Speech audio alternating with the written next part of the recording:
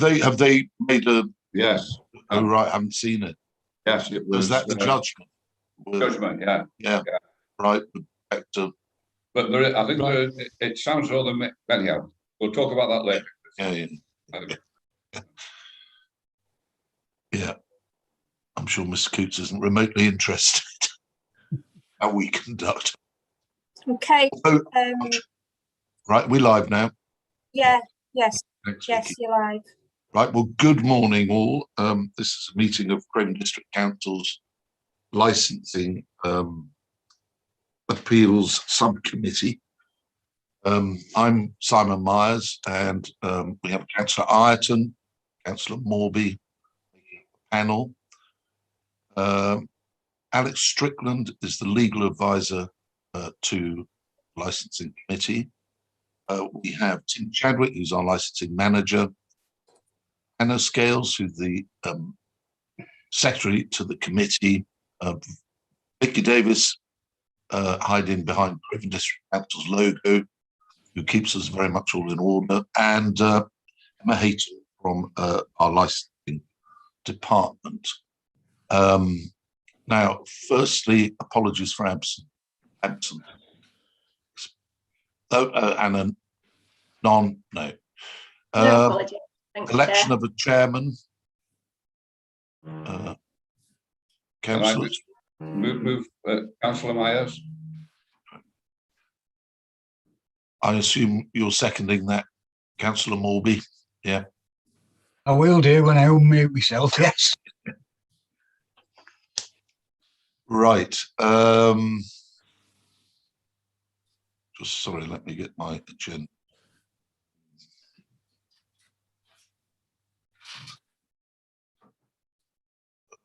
Give me one moment.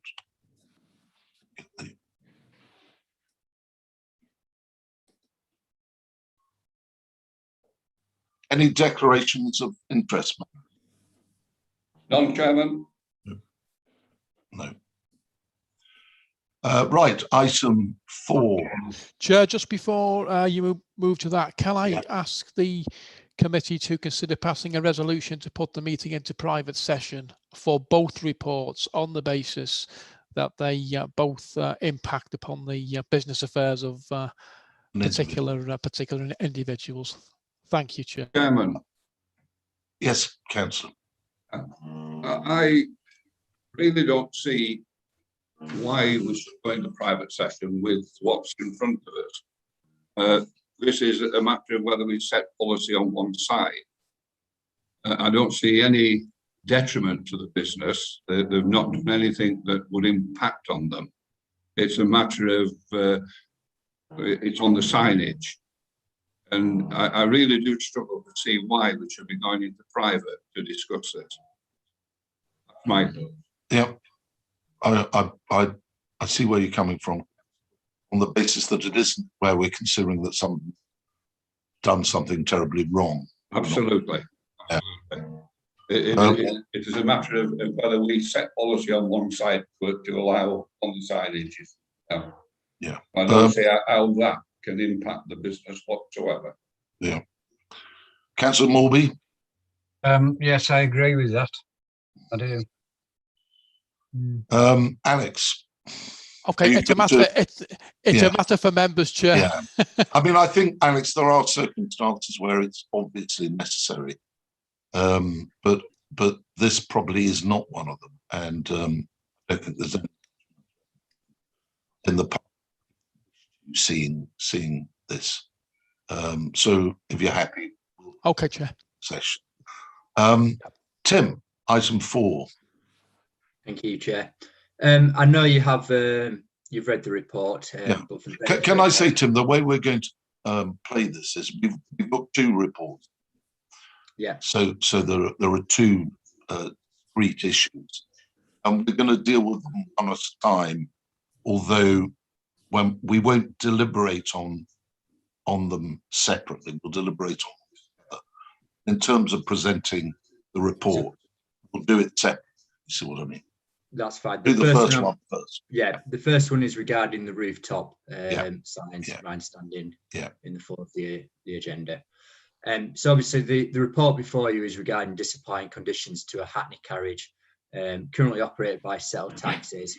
The owner and director is obviously not in attendance today, Nigel Stretton, but obviously he sent a driver to represent on his behalf, who my understanding is the primary driver of the vehicle in question.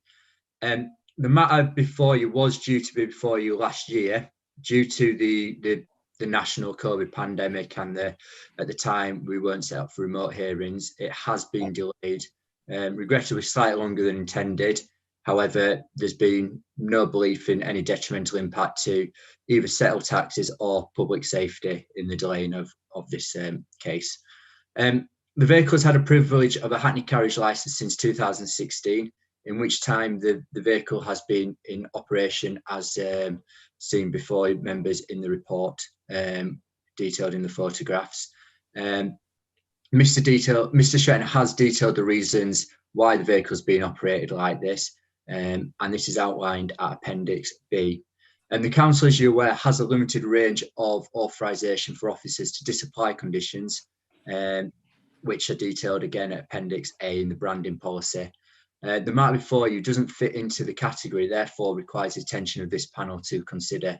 The matter before you has not been brought before you today by officers to seek any enforcement for the non-compliance regarding the rooftop sign. This is primarily due to the discussions with officers and Mr. Stretton, and I've taken those comments on board and dealing with this matter, and I don't believe there's been any intent by not adhering to those conditions.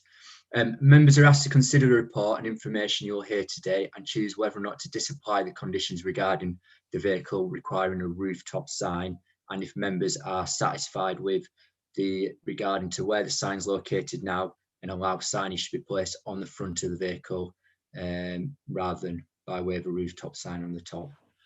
Members, though, may wish to refuse the request should they wish. And members, if there's any questions, please ask me. There's a lot of information in the report, and Mr. Q is also on hand to answer any questions you may have.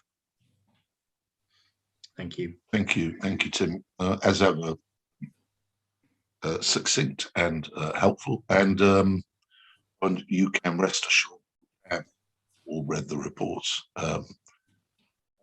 Members, do you have any questions for the licensing men? Yes, please, Chairman.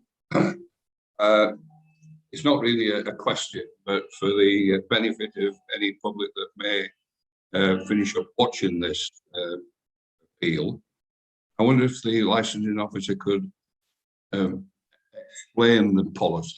I know we have it in our report, but for the benefit of the public, what the policy says about rooftops, etc.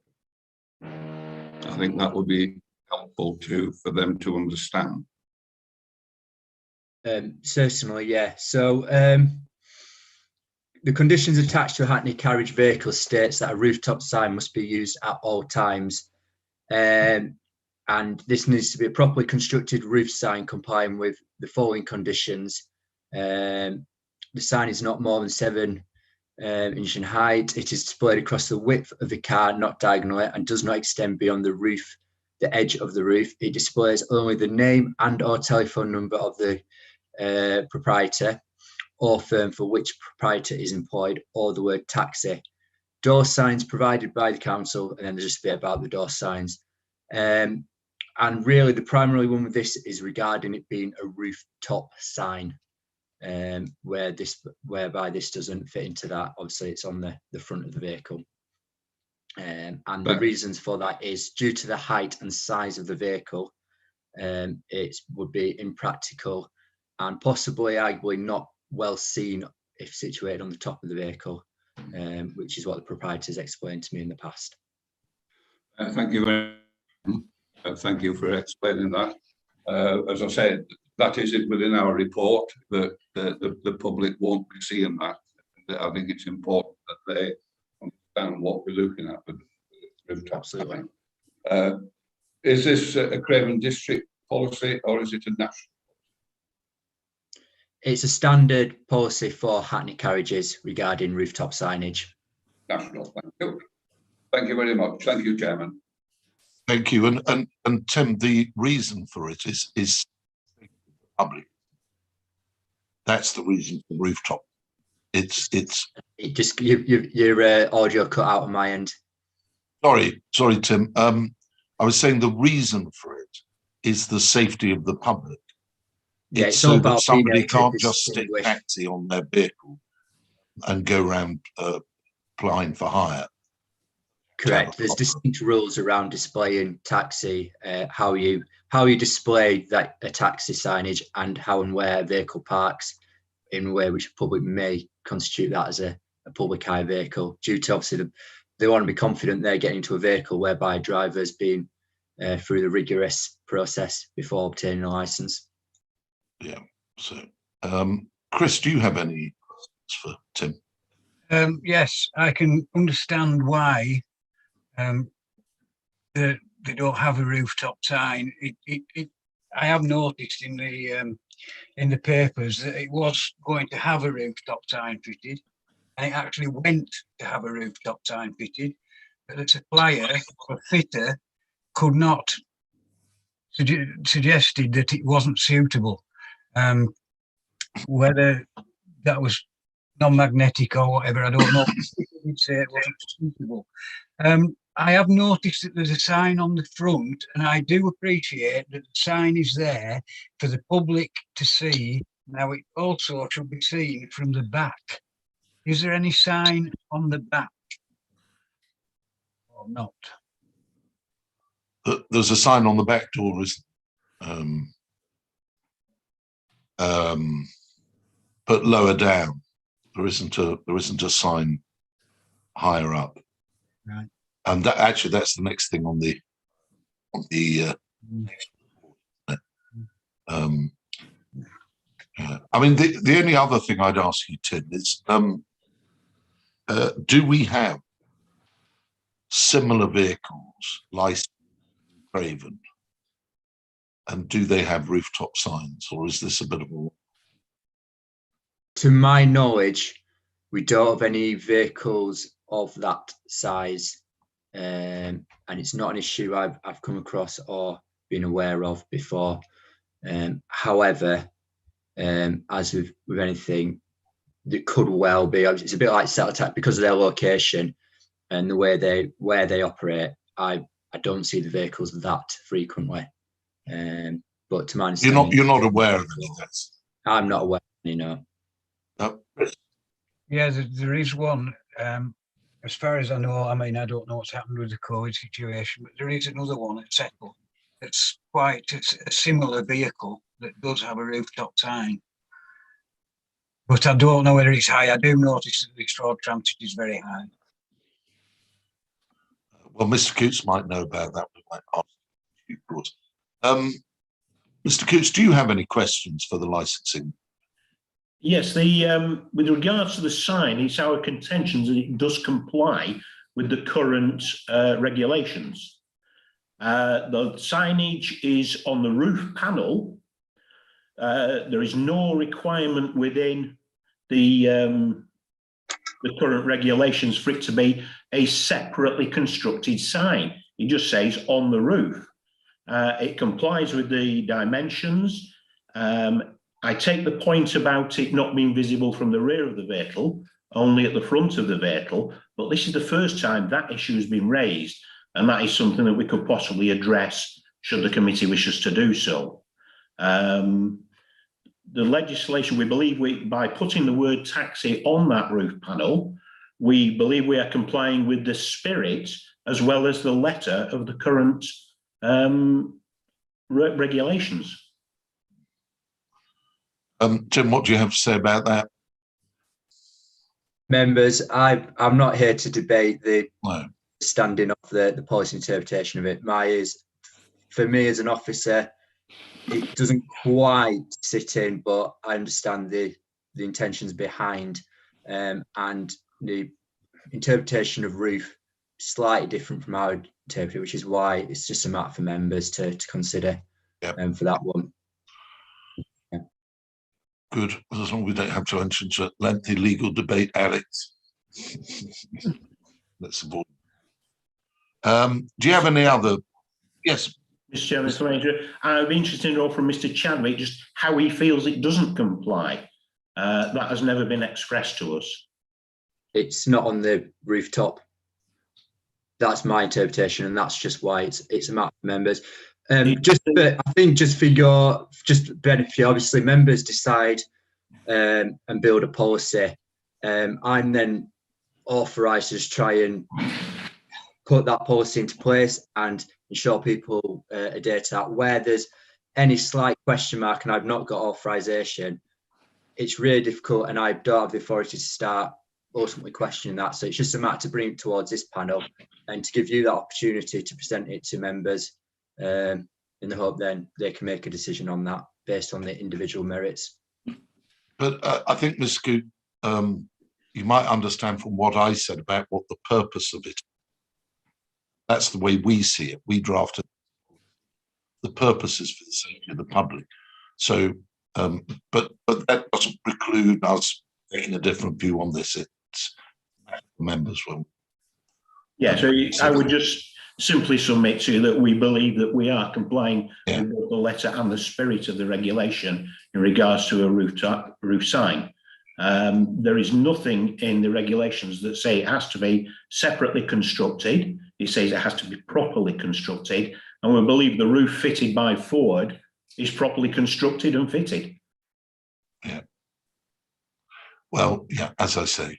I would just find out. This is why, you know, Yeah. we're not looking at this as an enforcement matter in terms of not adhering to the conditions. Yes, I think, yeah. I mean, I think the point is that the licensing manager, by bringing this to the committee this way, is actually going to do it. I'm sorry, you broke up then. I didn't hear. Sorry, the licensing manager is trying to be helpful rather than. Oh, I understand that. Yes.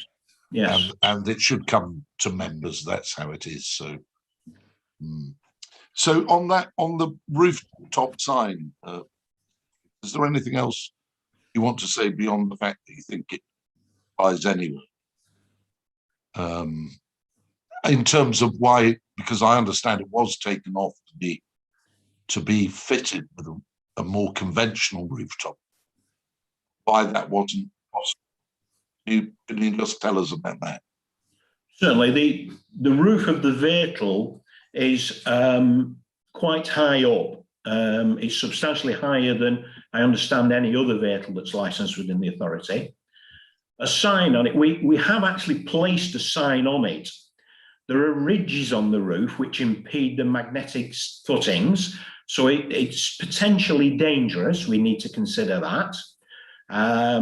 The way signs are constructed, they are not adjustable, so we could not allow for that. Obviously, there is the possibility that it could be bolted to the roof. The other thing is that, of course, the roof sign is barely visible. By putting it in the safest position possible, it's not visible from the curbside. It's just hidden on top of a roof. Yeah, no, I get that point. Do members have any questions for Mr. Coote? Is there anything else you want to say about that, Mr. Coote, about this? No, I'm quite happy to answer any questions. Members? Yes, I do notice that the photographs are two different vehicles. So ST58 bus, that has the same sign on the back as ST56 bus, does it? Yes, on the back, yes. Right. Okay. Yes, the buses are they are branded the same across the fleet. Right. Okay. Yeah, I'm fine with that. David, any question? I was going to ask the reason why the height was stopping them assigned to it, but it sounds as though it's the actual construction of the roof for the rigid panels, etc. So that's the question that I would have been asking, but it was already answered, Chairman. Thank you. Thank you. Tim, Can I just sorry, yes, Chris. Yeah. ask Mr. Coates? would it be possible, and I'm only asking, would it be possible to have the sign, is the room above the back doors to have the sign on the roof at the back, or is it not possible? It's still not possible because it's ridged. Because of the size of the roof panel, it appears to me that Ford have put ridges into it to provide support to the structure. If it was a flat panel, of course, it would be liable to bend and flex, and they put ridges in it, which appear to make that panel more rigid in itself and therefore safer. And unfortunately, that extends right to the back of the vehicle. So what I'm getting at, I'm not on about a rooftop sign now. I'm just saying, could that sign off the doors be put on a space above the back doors? Not a fitted sign, but the lettering affixed to the vehicle, not a separate sign. Very hard to describe. If you'll just give me a second, I'll just peer out the window and look at the back of the vehicle and try and make an assessment for you. Okay.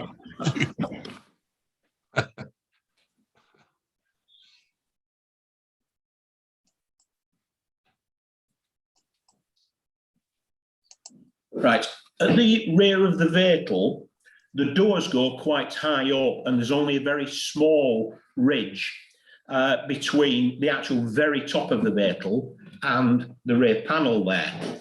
The doors, in that very small space above the doors is the high level brake light. That's fine. That's all I wanted to know. You've answered that perfectly. Thank you. Certainly.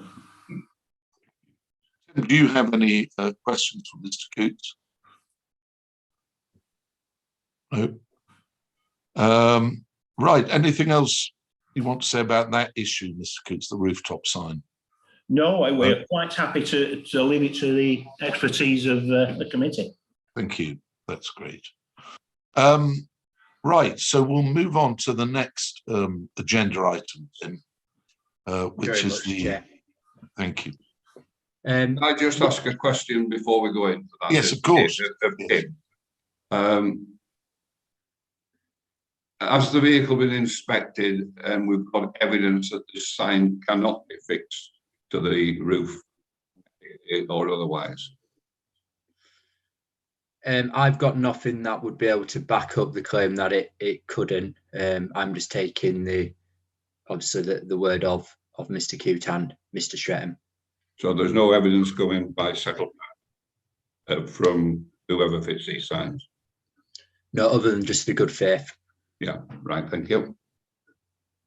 I'm just looking through the papers. There is some comments in there. But you can carry on. Okay, right, Tim. Next one. Thank you very much, Thank you. Chair. Yeah, obviously the next report before you is again regarding disapplying of conditions. Slightly different. This is relating to all vehicles currently owned and operated by Settle Taxis, and if members were to afford the disapplying of conditions, to also apply to any future vehicle licensed and operated by Settle Taxis. The condition is. The condition that's been requested to be disapplied is regarding advertising and branding. Again, there is a branding and policy in place which members are aware of, and officers are able to utilise to disapply certain conditions seen at Appendix A. However, due to the scope of that policy, I'm unable to authorise this request relating to door signage due to the signage not being the same size or covering the same area as our Hackney carriage door signs, and due to the signage being on the rear of the vehicle. Members will be aware that signage of vehicles and those issued by the council are important for the public to identify vehicles and ensuring confidence for the public that they're using vehicles that are properly licensed. And not only that, are able to identify between Hackney carriages, private hires, and any vehicles not licensed for carrying of passengers. The branding, obviously, which is requested, is seen in the report of figure 1 and 2. And really, it's to ask members whether or not they are minded to disapply the conditions relating to that branding for the purposes of Settle Taxis, or if they wish to refuse that request. If there's any questions, members, I'm happy to take them. And again, Mr. Ray Coots is acting on behalf of Nigel Stretton in the matter. Thank you very much. Members, any questions for the licensing manager? None, Chairman, thank you. No, thank you, Chairman. Mr. Coots, do you have any questions? No, I have no questions. Well, then we'll move on to you. Yes, thank you. Would you like to address? Yes, I'm just as a little bit of a loss because I'm unable to ascertain when Appendix O in respect of branding was enacted. The three vehicles to which this applies are all minibus type vehicles. This branding is not applied to any cars within the fleet. It's professionally applied. It is providing a corporate image across those three minibuses in order to try and enhance that. They're all on private consecutive registration marks that identify them easily. We do get a good customer response about them, about the imaging of the vehicles. And they make the vehicles very clearly identifiable as Hackney carriage vehicles. It serves the public well in that respect, we believe. We are certainly, acting, we believe, within the best interests of presenting the right image of not only ourselves as a company, but of Craven District Council in respect of its licensing of vehicles that look the part, that present well. Tim, when did our policy, when was that enacted? So regarding the branding advertisement was the 22nd of January 2019 off the back of obviously the new policy that was brought in 2018. Yeah. Mr. Coots, do you know when those were done? Yes, all vehicles were more than 5 years ago. Right, okay. And what you're not asking is carte blanche to re-sign all Settles taxis with bigger signs, are you? You're just saying, please allow these ones that were done before your policy. Yeah. Yes, that is the current application. We are currently negotiating to bring one more vehicle onto the fleet that we would like to sign, but we will do that within the terms of the now enacted regulations. Wherever we can, of course, we would want to keep them in keeping with the branding that we have across the fleet. Yeah. And what we'll do is we will negotiate with Mr. Chadwick to ensure that both the legislation that you enact and our corporate requirements are all met. Yeah, no, I'm sure the licensing manager will be helpful on all. Just on that, Chair, obviously the panel will be aware that obviously prior to this policy in 2018, there was a condition that prevented any signage other than the name and number on the rooftop sign. But really the regarded for members, if they were minded to allow it, is to allow the condition for all vehicles in the future on the grounds of it would prevent then any other future needing to come back to this panel if members were minded. Well, Mr. Coots seems to be saying that they try and comply with the rules that we speak. So,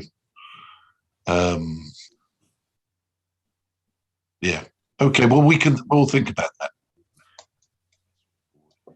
You're breaking up, Mr. Chairman. Sorry, I do apologise. Apparently, it's me anyway.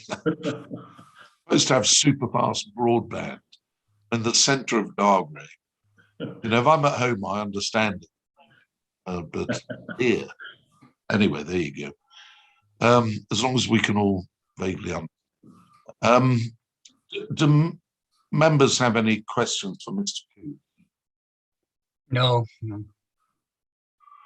No, none. Okay. Anything else you want to say, Mr. Cootes, about that issue, the branding on those vehicles? I don't think so at this stage. Again, I think it's a matter for the expertise of the committee to now make its mind up. Thank you very much for taking time out to address it. You're most welcome. Much appreciated. And we will now go into private deliberate. I think probably Tim will communicate later today the results of our and decision notice will be shortly, but ASAP. So thanks very much, and good morning to you. Thank you very much for your time. Good day. Thank you. Bye. Members.